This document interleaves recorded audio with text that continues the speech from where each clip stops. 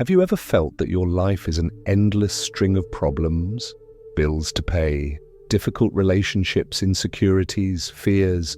It seems that wherever you look, there's always something pressing down on you. But what if I told you that all these problems simply don't exist? That's not a cheap illusion or forced positive thinking. It's a profound view defended by Robert Adams, one of the great masters of self-knowledge and non-duality. He said something that may seem shocking. Problems only exist because you believe in them. But how can that be true? If problems don't exist, then why do we suffer so much? Today we're going to dive into this revolutionary perspective, understand how our mind creates challenges that aren't real, and, most importantly, how to free ourselves from this illusion. If you want to stop worrying excessively, feel more peace, and live lightly, stay until the end, because this video could completely change the way you see life. Now to the first point. Why are problems an illusion? Close your eyes for a moment and try to identify what your biggest problem is right now. Not something that could happen tomorrow, not something that happened in the past, but now, right this second. Be honest, where is this problem? Most people will realize that in the present moment there is nothing concrete going on. What exists are the thoughts, projections, and interpretations we create about events. Robert Adams said that problems don't exist by themselves but are only constructions of the mind. It seems like an absurd idea at first glance, but when we look deeply into it, we realize that there is a lot of truth to it.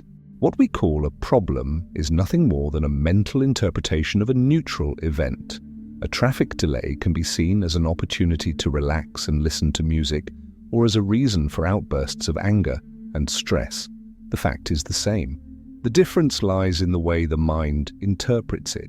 But if problems are illusions, why do we suffer so much? Our mind has a special talent for turning any small issue into a major tragedy. This is because we have been trained from an early age to interpret life in this way. The human brain is programmed to detect threats, an essential mechanism for our ancestors' survival. However, in the modern world, where we are no longer running away from predators, this same mechanism turns against us. The fear of not being socially accepted, anxiety about the financial future, concern about the opinion of others, these are all threats that we create mentally. But none of them are real in the absolute sense. They only exist because we feed them with our thoughts. Imagine a person who receives criticism at work. If they pay attention to that thought, their mind can start to create a doomsday scenario. What if my boss is thinking of firing me? What if I never get another job? What if I'm a total failure? But in reality, all that happened was a criticism, nothing more. The rest is a story that the mind has created. If problems were real and objective, everyone would react in the same way to the same situations. But we know that's not the case. Two people can face the same challenge and have completely different reactions. One may see an obstacle as a reason to despair, while the other sees it as a learning experience. This proves that the problem lies not in reality, but in the way we interpret it. Now think, how many times have you lost sleep over something that never happened? How many worries have consumed your energy unnecessarily? How many problems that seemed huge have resolved themselves or lost importance over time? This shows that most of our problems are just mental projections, not concrete facts. If that's the truth, then why do we keep creating problems? The answer lies in the ego. The ego needs problems to survive. It feeds on the feeling of lack, of struggle, of drama. If everything is at peace, the ego has no function. That's why many people, even when everything is fine, find reasons to worry. Robert Adams taught that suffering only exists because we identify with the ego. The ego wants to be special, it wants to be right, it wants to be recognized. And above all, the ego wants you to believe that it is you. But you are not your mind, you are not your thoughts. You are the consciousness that watches these thoughts arise and disappear. And from the moment you realize this, the problems begin to lose their force. Try this exercise. When you feel yourself getting worried or anxious, stop and observe your thoughts. Ask yourself, is what I'm thinking right now a fact or an interpretation? Take a deep breath and bring your attention to the present. What is happening now? and not in your mind.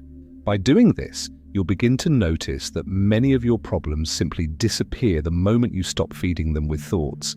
The idea that problems don't exist may seem shocking at first, but when we look deeply into it, we realize that most of the challenges we face are not in reality, but in the way we interpret them. If we can train our minds to see facts neutrally without falling into the trap of projections, we will realize that many of our sufferings are unnecessary. Does this mean that we should ignore difficulties or stop acting? No. It means that we must learn to see situations as they really are and not as our distorted minds would have us believe.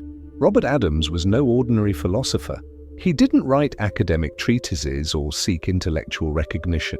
He was a simple man of few words, but he carried within him a profound understanding of reality. From an early age, he realized something that most people ignore all their lives: problems don't exist. This doesn't mean that difficulties don't happen or that challenges don't arise, but rather that what we call a problem is not an absolute truth. It's just a mental interpretation, a story that we create inside our heads and take as reality.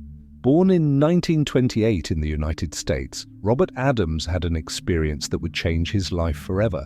At the age of 14, while sitting in a classroom, he suddenly had a profound revelation. His perception of reality changed completely, and he suddenly realized that everything that existed was pure consciousness. Time, space, worries, everything disappeared. He entered a state of profound peace, something that words could not describe. From that moment on, his search for truth intensified, and he was led to meet one of India's greatest sages, Ramana Maharshi. It was in Ramana's ashram that Robert Adams deepened his understanding of the nature of reality and realized with absolute clarity that the human mind creates problems that never actually existed. When someone heard Robert Adams speak, they might even feel uncomfortable at first. He didn't offer conventional solutions. He didn't tell you to try to change your life or fight your challenges. Instead, he pointed directly to the illusion behind it all. He said that the mind is like a movie screen. You can watch a horror movie and feel scared, but deep down, nothing is really happening. What you're seeing is just a projection. But when you're completely immersed in the movie, you forget about it and react as if it were real. That's exactly what happens in life. We forget that everything is a projection of our mind and blindly believe in the problems it creates. People used to ask, but what about real difficulties like bills to pay, illnesses, conflicts? How can we just say they don't exist? And he would reply, have you ever noticed that the only time a problem really exists is when you're thinking about it? If you're not thinking about it, it disappears. This means that the only real existence of problems is in the mind, in the story we tell ourselves. This doesn't mean that we should be irresponsible or deny situations, but rather that we can learn to look at them without the emotional charge that destroys us. Imagine you've lost your job. The objective fact is that you no longer work for that company. Is that a problem? No, it's an event. But the problem arises the moment your mind starts creating a story. What now? How am I going to pay my bills? What if I can't find another job? What if my life falls apart? The suffering is in that story, not in the event itself. The reality is that right now, you are alive, breathing, sitting somewhere listening to or reading this. If there were no thoughts, there would be no problem. And that's the key to liberation. Robert Adams didn't teach complicated methods or demand intense spiritual practices. His message was straightforward. Stop believing your mind. Every time a problem arises, ask yourself, is this real now or just a thought? If it is a thought, let it go. The simple act of questioning the problem already begins to dissolve it. The greatest difficulty people have in accepting this view is that we are deeply conditioned to believe that suffering is inevitable. We've been taught that life is a battle that we need to fight, strive, solve, control. But when we look closely, we realize that much of our suffering comes not from what happens, but from resisting what happens. If someone offends us, what hurts us is not the words themselves, but the way we interpret and react to them. If we lose something, the suffering comes not from the loss itself, but from our refusal to accept change. And it is precisely this resistance that Robert Adams pointed to as the root of all problems.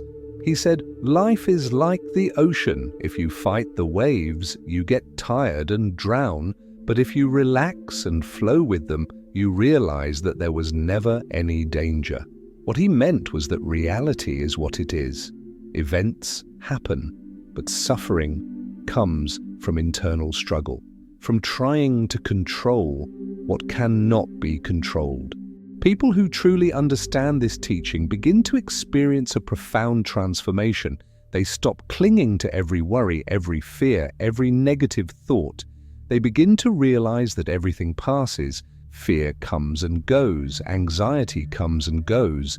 What remains in the end is just the consciousness that watches it all happen. If you want to test this view, do an experiment. Take something that you consider to be a big problem right now. Now, for a few minutes, simply observe that problem without judging it. Just watch the thoughts arise and dissolve without getting involved with them. Ask yourself, is this real now or just a thought? If you can do this with sincerity, you'll notice that the problems start to lose their force. Robert Adams never wanted to create a following. He didn't seek fame or recognition. His only aim was to point to the truth, to what has always been in front of us, but which we insist on ignoring. When people asked him how to live a life without problems, he just smiled and said, "Stop believing they exist. If problems don't exist, then what does?" That's the question many people ask when they hear Robert Adams's teachings. After all, if everything we interpret as a problem is just a projection of the mind, then what is real? What is left when we remove all our worries and interpretations? The answer to this question lies not in words, but in the direct experience of the present moment. The human mind works like a movie projector. It creates stories, images, scenarios, characters, and conflicts, and makes us believe that we are trapped in that movie. But just as a viewer can get lost in the narrative of a movie and forget that they're just sitting there watching it, we also get lost in our thoughts and forget who we really are. The problem is not life, but our identification with the mental movie that is being projected all the time. Robert Adams said that when we stop paying attention to the stories of the mind, something incredible happens. We realize that deep down, everything is perfectly fine. But how can this be true when so many people are suffering? How can we say that problems don't exist when there are people going through difficulties, illnesses, losses? Suffering seems so real that the idea that it is an illusion seems almost insulting. However, this is exactly the trap. When we completely believe in pain, fears, and challenges, we reinforce the illusion that we are separate from the greater reality, and that separation is the real suffering. Imagine a river flowing smoothly. It doesn't question where it's going. It doesn't resist the path. It simply follows its course, without fear of what comes around the next bend. Now imagine that a stone falls into that river. If the stone is small, the water simply runs over it without difficulty. But if the stone is large and blocks part of the flow, the water begins to swirl around it, creating eddies, waves, and resistance. The stone symbolizes the belief in the existence of problems. The more we believe in the problems, the more we create resistance and suffering, just like the water that swirls around the obstacle. But if we simply accept that the stone is there and let the water run its course, we realize that the resistance disappears. The mind's great illusion is to make us identify with thoughts and emotions as if they were the absolute truth. But no thought or emotion lasts forever. Everything comes and goes. If something isn't permanent, can it be considered real? Robert Adams invites us to observe this game of the mind and realize that deep down, there is something that never changes, something that has always been present in every phase of our lives, the pure consciousness that observes it all. This consciousness is what you really are. It's not stuck in the past or worried about the future. It just is. But because we are so used to living identified with our thoughts and emotions, we rarely notice this space of pure presence within us. We're so busy trying to solve problems that we don't see that the very idea of solving already traps us in the mind's game. If you want to understand this in practice, take a test right now. Stop for a moment and close your eyes. Watch the thoughts come and go. Don't try to control them, just notice that they come and go. Now ask yourself, who is observing these thoughts? Who is this consciousness that is always present, regardless of what happens in your life? This silent observer is your true identity, and it has never been affected by any problem. This is the key to completely dissolving the illusion of suffering. When we recognize that we are this pure consciousness, we realize that the problems were never real. They were just shadows projected on the wall of our mind. What remains when the problems disappear? Peace, a state of deep, unshakable peace that has always been here, but has been covered up by the noise of thoughts. Robert Adams wasn't telling us to ignore life or pretend that nothing is happening. On the contrary, he taught that when we stop fighting reality and simply accept it as it is, without creating stories about it, we find a freedom we could never have imagined. He didn't ask us to blindly believe his words, but rather to test this vision in practice. Reality doesn't need to be fixed because it was never broken. Suffering only exists when we resist what is. When we stop believing in problems and accept life as a natural flow, we realize that everything is already exactly as it should be. Understanding that problems don't exist is a big step, but putting this vision into practice is the real challenge. The mind has been trained for years to believe that every difficult situation requires worry, analysis, and resistance. We are so used to reacting automatically to any setback that the idea of simply letting things be can seem impossible. But it is precisely this resistance that keeps us stuck. If we look closely, we'll see that it's not the events that make us suffer, but our refusal to accept them. On a daily basis, challenges continue to arise. You may miss a flight, receive criticism, face financial difficulties, or deal with health problems. But the big question is, do these events really need to be turned into suffering? The mind will say yes. It will insist that you need to worry, whine, defend yourself, or despair. But watch what happens when you choose not to pay so much attention to these thoughts. You realize that without the story created by the mind, the situation loses much of its emotional charge. It becomes just an event, not a problem. Imagine that someone in traffic shouts at you. Normally, the immediate reaction would be to respond angrily, feel offended, or carry that frustration around for the rest of the day. But what if, instead, you just noticed what had happened without interpreting it as a personal attack? You would see that the other person's anger belongs to them, not to you. If you didn't react emotionally, you'd realize that nothing really happened apart from a few words being said. You would go about your day in peace without carrying the weight of an unnecessary conflict. Another example, let's say you're facing financial difficulties. The objective reality is that there are bills to pay and limited resources, but what causes suffering is not this in itself, but the story your mind creates around this situation. It tells you that you are in danger, that your life is out of control, that the future will be catastrophic. But these are all just thoughts. If you focus on the present, you'll see that right now you're still alive, breathing, and have the capacity to act. What prevents you from finding solutions is not the situation, but the fear and worry that consume your energy. The secret to applying this vision in daily life is to observe the mind in action. Whenever you feel a problem coming on, stop and ask yourself, is this a fact or just a thought? Am I dealing with a real situation or just reacting to a projection of my mind? When we start practicing this observation, we realize that most problems dissolve before they even become something concrete. This doesn't mean that we should become passive or indifferent. On the contrary, when we stop reacting emotionally to every situation, we become more efficient and lucid. Instead of acting out of fear or anger, we can make decisions with clarity and serenity. An example of this can be seen in great spiritual leaders or even in people who show unshakable peace in the face of challenges. They don't ignore reality, but they don't let themselves be dragged down by despair either. They simply deal with what needs to be done without turning every situation into an existential crisis. Robert Adams used to say that suffering is a choice.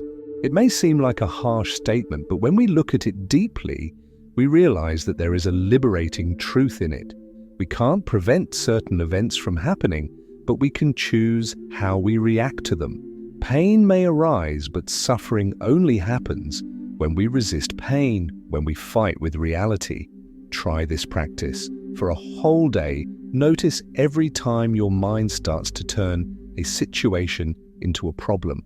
Notice when thoughts of worry, judgment, or fear arise.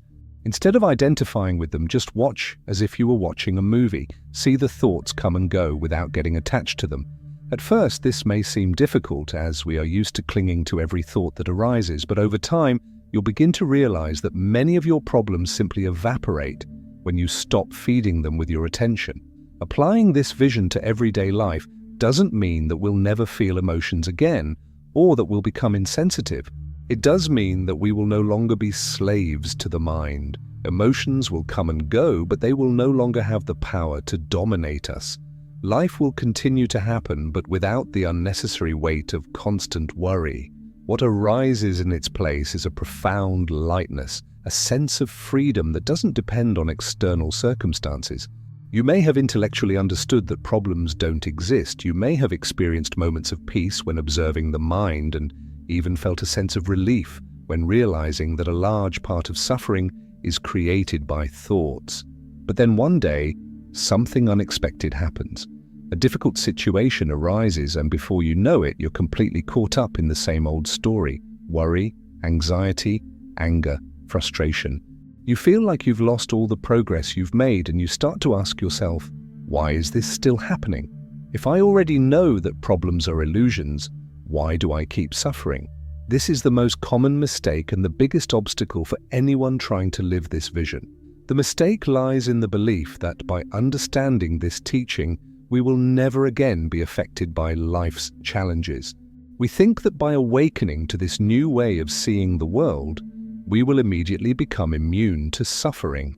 But the truth is that the mental patterns we have built up over years or decades don't disappear overnight. They have been reinforced by years of conditioning, and the mind doesn't give up its old ways of operating so easily. Robert Adams said that the mind is like an actor who has spent his whole life playing a role, and suddenly someone tells him that he doesn't need to act anymore. But, out of habit, he remains in character, repeating the same gestures, the same speeches. That's exactly what happens to us. Even after we've had a glimpse of the truth, we still tend to revert to old thought patterns simply because that's how we've operated for so long. The problem isn't that negative thoughts arise. The problem is believing them again, reacting to them as if they were real. Imagine that someone says something that irritates you deeply. The moment you hear those words, you feel the anger rise up. But if at that moment you remember that it's just a thought, something that has arisen and will disappear if you don't feed it, you'll realize that you don't need to react. But if you're distracted and totally believe the story your mind tells you about what happened, then the anger will take over. This brings us to the most subtle trap of all, the expectation that understanding this teaching means that we will never have negative emotions again. Many people start practicing this view, and when they realize that they still feel fear, still feel anger or worry, they think they have failed. But that's just another trap of the mind. The goal has never been to eliminate thoughts or emotions, because that would be impossible. The real goal is to stop blindly believing in them. The trick is to understand that thoughts come and go, emotions appear and disappear, but none of this defines who you are. You are not your thoughts. You are not your emotions. You are the one who observes all this happening. And when you start to remember this more often, something profound changes. Thoughts still appear, but you're no longer dragged down by them. Emotions still arise, but you don't identify with them. And that's when true peace begins to take hold. Another very common mistake is to believe that this view means we should become passive in the face of life. Some people misinterpret this teaching and think that if problems don't exist, then there's no reason to act, work, plan, or seek change. But this is the wrong understanding. When we understand that problems are illusions, it doesn't mean that we stop acting. It just means that we act without unnecessary suffering. If you have a financial challenge, for example, it doesn't mean you should ignore it. It just means that you can deal with the situation without the mental anguish that usually accompanies this kind of worry. You do what needs to be done, but without carrying the emotional weight of a problem. In the same way, if someone treats you badly, it doesn't mean that you should passively accept everything. It means that you can deal with the situation without holding on to resentment or anger. The real test for those who want to live this vision is everyday life. It's easy to feel peace when you're alone, reading about these teachings or reflecting on the nature of the mind. But the real challenge lies in the moment when something unexpected happens. The question you should ask yourself in those moments is, am I going to believe this story that my mind is creating, or am I just going to observe and let it go? The answer to this question can define your level of freedom. If you believe the mind's story, you'll get involved in the drama, feel anxiety, anger, or frustration. But if you just observe like a spectator watching a movie, you'll realize that nothing really needs to affect you. Everything happens within consciousness, but consciousness itself is never affected by anything. That's why the biggest mistake people make is believing that they need to eliminate problems, when in fact the real awakening lies in realizing that there were never any problems to eliminate. Suffering comes from trying to fix something that was never broken. When we accept life as it is, when we stop believing that something needs to be different for us to be at peace, we discover that peace has always been here. If there's one thing we can take away from this teaching by Robert Adams, it's that problems were never as real as we believed. The human mind, with its infinite repertoire of thoughts, memories and projections, convinced us that every difficulty was an insurmountable obstacle, that every challenge carried a gigantic weight, and that life had to be a constant battle. But along the way, we realized that this was all just an illusion. The reality is much simpler than we imagine. Problems only exist to the extent that we believe in them. This doesn't mean denying challenges or pretending that difficulties don't arise. It means that we can see them for what they really are. Neutral events that only become problems when we add a mental and emotional charge to them. When we stop feeding the mind stories, we realize that nothing has to affect us in the way we imagined. But if we understand this now, why do we still fall back into the mind's traps? Because decades of conditioning can't be undone instantly. It takes practice, repetition, and a sincere willingness to see beyond the illusions. It's not enough just to know intellectually that problems don't exist. You have to live this truth. And this requires us to cultivate a new way of dealing with life. One of the most effective ways of doing this is through conscious observation. Whenever a problem arises, stop for a moment and ask yourself, does this problem exist at this very second, or is it just in my mind? You may be surprised to realize that most of your worries are not happening in the present. They are either in the future, in scenarios that your mind has created, or in the past, in memories that no longer exist. The moment you realize this, the problem loses its strength. It doesn't disappear because something external has changed, but because you've stopped feeding it internally. Another powerful exercise is radical acceptance. This means stopping fighting against what is already happening. If something unpleasant has happened, mentally resisting it won't change the facts. What causes suffering is not the event itself, but the refusal to accept it. When we learn to allow life to happen without clinging emotionally to every detail, we experience a freedom that seemed impossible before. Another useful practice is to ask yourself, who is suffering from this problem? The moment you ask this question, you realize that there is an observing I that is separate from the experience. This true I is not affected by any situation because it is beyond the mind and fleeting emotions. Each time we turn our attention to this pure awareness, we take another step towards true peace.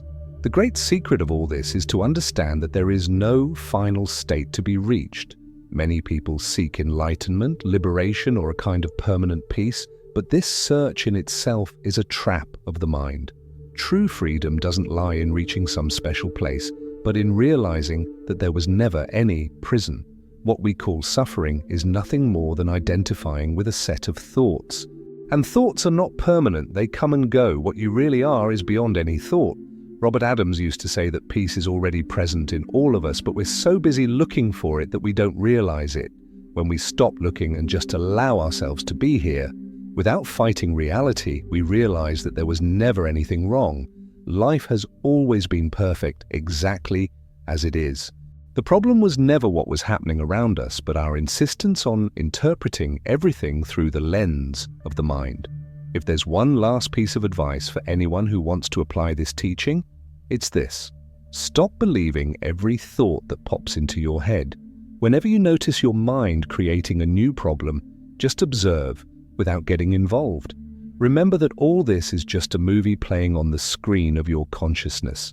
And the moment you stop giving it so much importance, the peace that has always been here begins to reveal itself. At the end of the day, the great lesson of Robert Adams is that there was never anything to be solved. There was never a real problem. There was only the belief in the problems. And when that belief disappears, what remains is the only thing that has always been there: a deep silence, an unshakable peace, and the freedom to simply be. If you've made it this far, it's because this message has somehow made sense to you. So let me know in the comments what you've learned that's most valuable and that you'll take with you into life. Help me reach more people by liking the video and subscribing to the channel. See you in the next video, in the next